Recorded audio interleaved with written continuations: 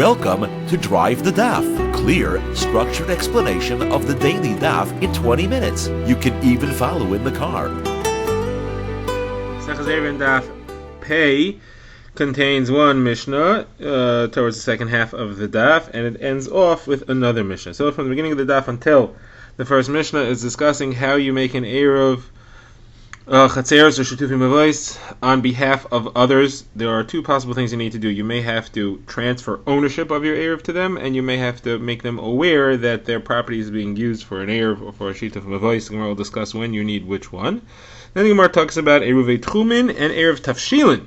And do the same rules apply there or not? The Gemara will have a number of cases along the way to help us understand these rules. Then we'll get to the Mishnah, which will discuss the halachas of what happens if some of the food that's set aside for an Eruv disappears, gets used up. What do you have to do then? So the Gemara first begins by asking a question on what we've seen halach at the end of the previous daf that said that if you're being mizakeh somebody with an Eruv Chatzeros, that means that you are transferring ownership of a piece of property to him, some food to him. So somebody lifts it up for him, so it has to be lifted up a tefach. The Gemara asks, but there's a brayso here that says it does not have to be lifted up a tefach, just as a mashu, a little bit. So the Gemara says, no, it's fine.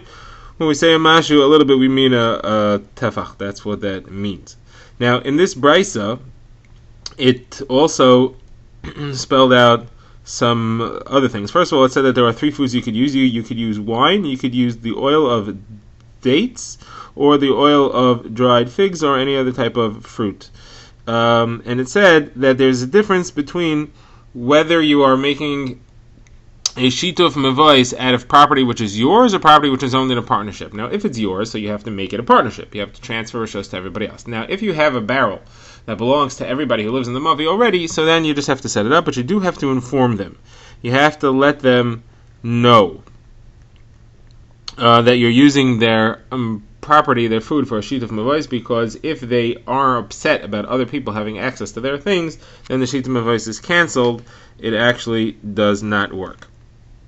Now, the Gemara brings a discussion between Rav and Shmuel about shitufei mavois and eruvei tchumin.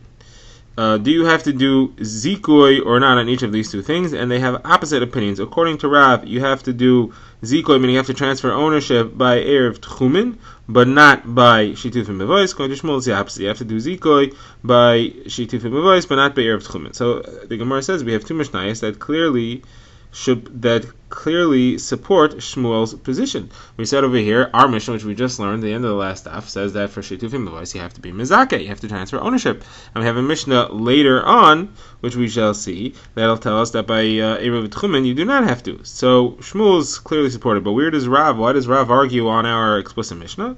So the Gemara says it's actually a machlokes tanaim, which we will see that there's an opinion that says that for shitufim mavois you do not have to be mizakeh, and that opinion comes from a brayso, which is it's not really a brayso, it's a story that's quoted by Rabbi Yehuda or Shmuel, who says that there was an incident that happened with the daughter-in-law of Rav Oishia, who went to the bathhouse on Friday afternoon just before Shabbos, and while she was still out of the tchum, Shabbos began. The night fell and she was stuck outside the tchum. So what happened? Her mother-in-law saw what was happening, the wife of Rabbi Oishia, and she made an eruv tchumin for her so that she should be able to get back into the tchum on Shabbos. Now, this incident came before Rabbi Chia, and Rabbi Chia said it was forbidden. It was forbidden for her to use that eruv tchumin. So Rabbi Yossi, who's also a Tana like Rabbi Chia, said, the Babylonian, that's referring to Rabbi Chia, why is he so strict? Why so machmer in the halachas of Eruvin? Don't we know that he's supposed to be lenient in all the halachas of Eruvin? So you have a machlokes here, therefore, between Rabbi Shmuel, Rabbi Yossi, and Rabbi Yechia, whether this eruv tchumin that was made by this woman's mother-in-law, whether it worked for her or not. Now, the question there is, what was the problem with that eruv tchumin? So it was actually a discussion. Was the problem that it belonged to the mother-in-law and she wasn't mizakeh? In which case, the one who says that you don't have to be mizakeh is where Rav is getting his opinion. You don't have to be mizakeh in eruv tchumin. Or is the problem over there that it belonged to the woman, the daughter-in-law, and she wasn't notified? You have to be notified when somebody uses your objects for an eruv tchumin. What was the issue over there? So the Gemara brings some discussion about that.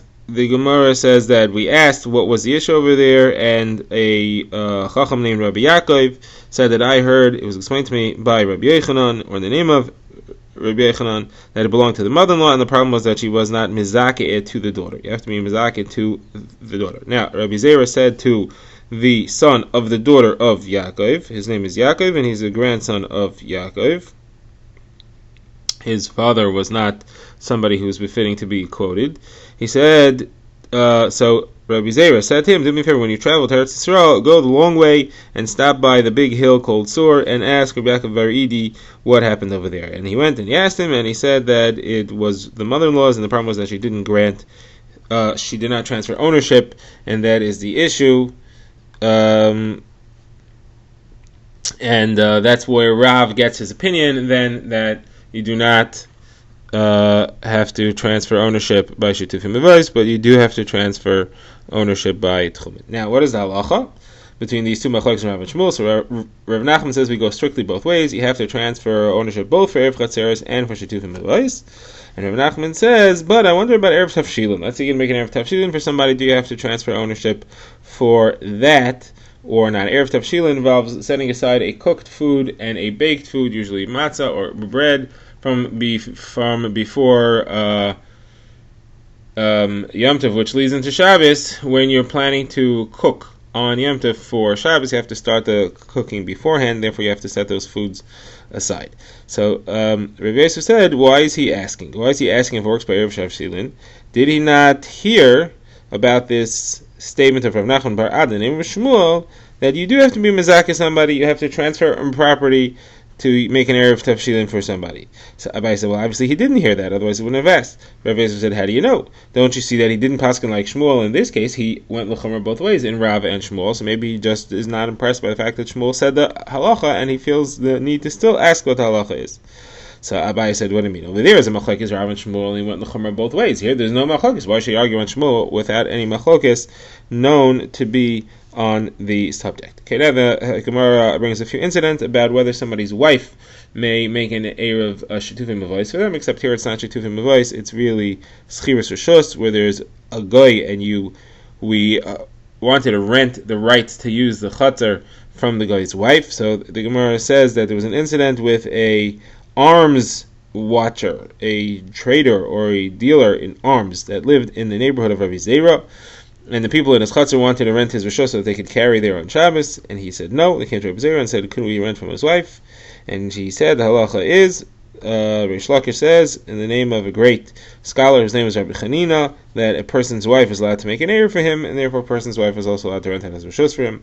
Similar case happened with a similar arms trader who lived in the neighborhood of Rav Yehuda bar Oishia, and again they wanted to rent his permission, his rishus, to be able to carry in the chatzar. He said no.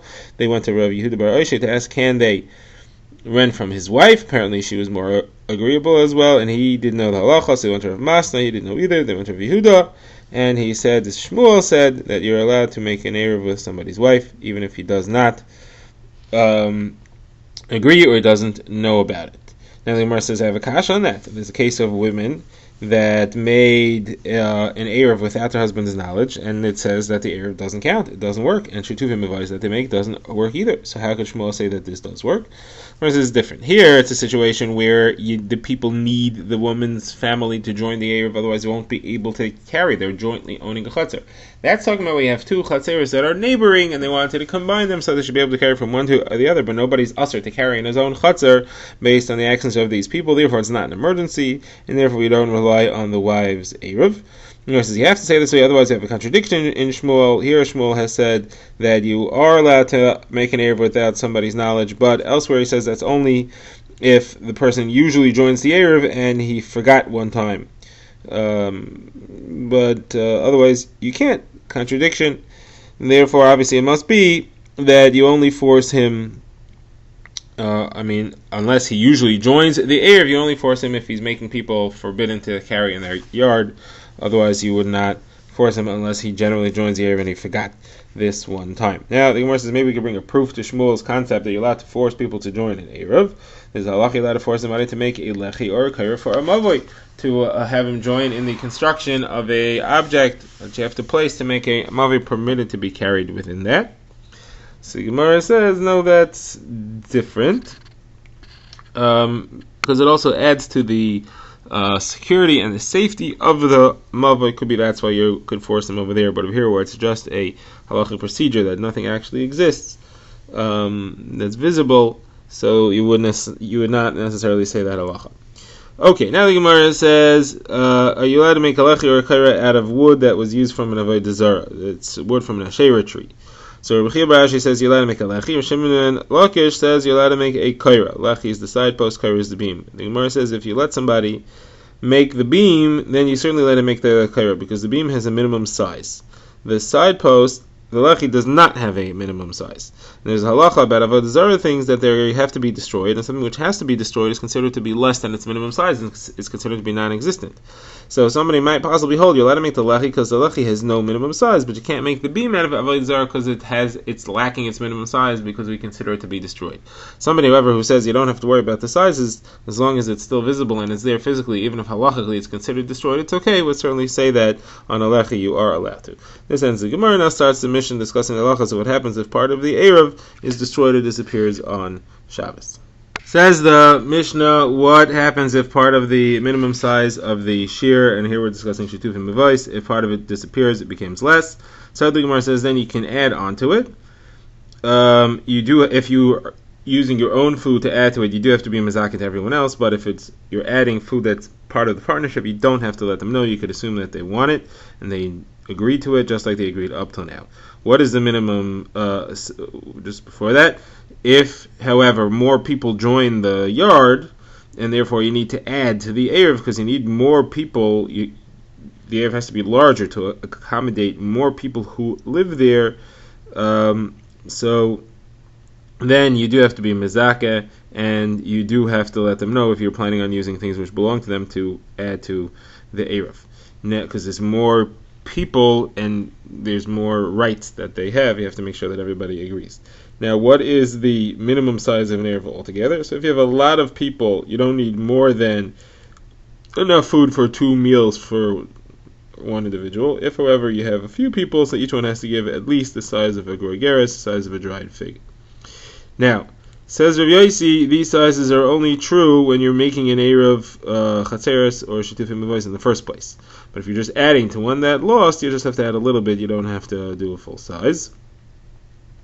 And the reason why the Eruv Chatzeres is supposed to be placed in the courtyard, the Shetufim Mevais is supposed to be in the yard, is so that, the reason why you have to have an Eruv Chatzeres, even though you have a Shetufim Mevais, and it does not just work for both, is so that people shouldn't forget the halacha of Eruv Chatzeres.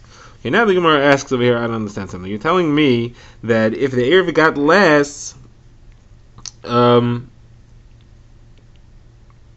don't have to inform people that you're adding to the Eruv with their food. That seems to indicate that if you're making an Eruv in the first place, you do have to inform them. That makes it dependent on whether you have to inform them or not, makes it dependent on whether you are adding or making a new Eruv in the first place. Now, that is contradictory to a brisa, which seems to imply it's not dependent on that. It's dependent on whether you're adding with the same type of food that was used up till now, the same min, or you're adding a different min. If you're adding the same type of food, you don't have to inform them. But if you're adding a new food, you do have to inform them. That seems to make it dependent on which min it is. You're making it dependent on whether you're adding to an existing Eruv or not. That brisa didn't distinguish between adding or new. It just distinguished between if it's a same type of min or an existing type of min. So Gemara says 2 answers. First of all, really our case is discussing where it was completely destroyed. And just like that brisa over there says it depends on which min, here it also depends on which min. We are talking about where it's completely destroyed. That which we said that you only have to inform if it was nisma'et, if it became less, you shouldn't really read it as nisma'et, you should read it as nismatmate, which means that it got destroyed. It will be the same as over there. Second answer is no. We're talking about where it became less, and we're only talking about where it became less. That's where there's a difference. Your brisa was talking about where it's completely destroyed.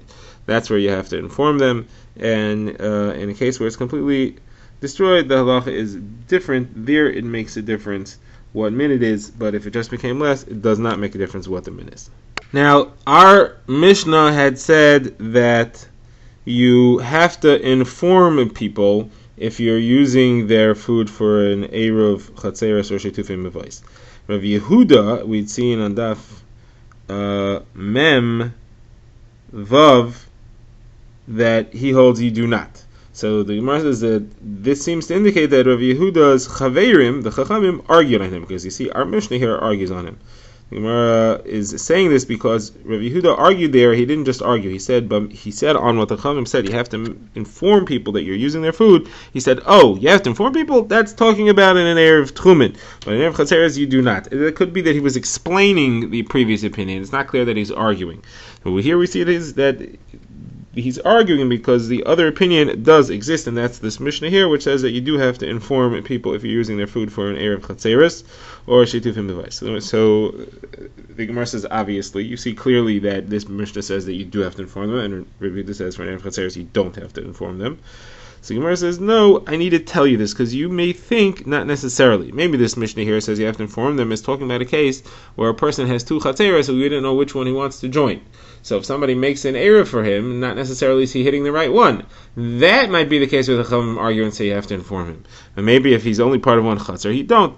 And that's why I'm coming to tell you, no. The Chachamim here argue clearly on Rav Yehuda and say that you have to inform him, even if it's one Chatzer and there's no two possible options as to what he wants.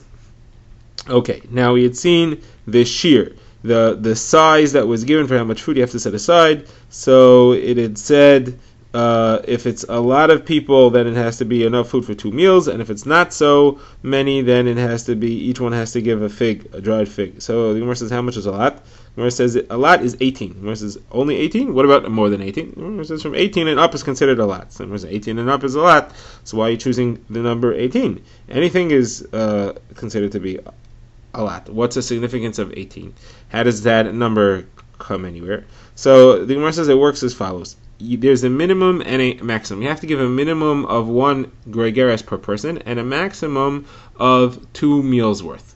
That means if 2 meals worth divides up to less than 1 gregaris per person, because you have a lot of people, so you don't have to give more than 1 gregaris. You don't have to give more than 2 meals worth. You don't have to have a gregaris for each one. If you have hundreds of people, you don't have to have each one. It's capped at 2 meals worth. On the other hand, if you have a few people, you can't just have a little bit for each one. Each one has to give at least a gregaris. That's the minimum that you could give, even if it's far below 2 meals worth. It has to be at least 1 gregaris per each individual. And the reason why we bring up the number 18 is because when you divide 2 meals by 18 people, you'll end up with 1 gregaris for each one, and therefore that's teaching me this halacha. Okay, now we begin the next Mishnah, which will be the final thing for Daf Pei. The Mishnah says what type of food are you allowed to use for Shtufim Mevais. So it says anything, the first opinion is anything except for water and salt. That's Rabbi Elazar. Rabbi Shua says you have to use a whole loaf of bread, a whole challah. And it has to be a shalom, it has to be complete. Even if it's the biggest, fanciest challah in the world and you took a gigantic slice off it, that's not enough. And even if it's a tiny, small one, the size of a coin, that is enough. It's got to be a whole one, and that is the minimum for an Eruv. Drive the Daf is a project of the Grand Woodlands Shul and is presented by Rabbi Yitzchak Landa. Find us on YouTube or subscribe to daily emails by emailing drivethedaf@gmail.com.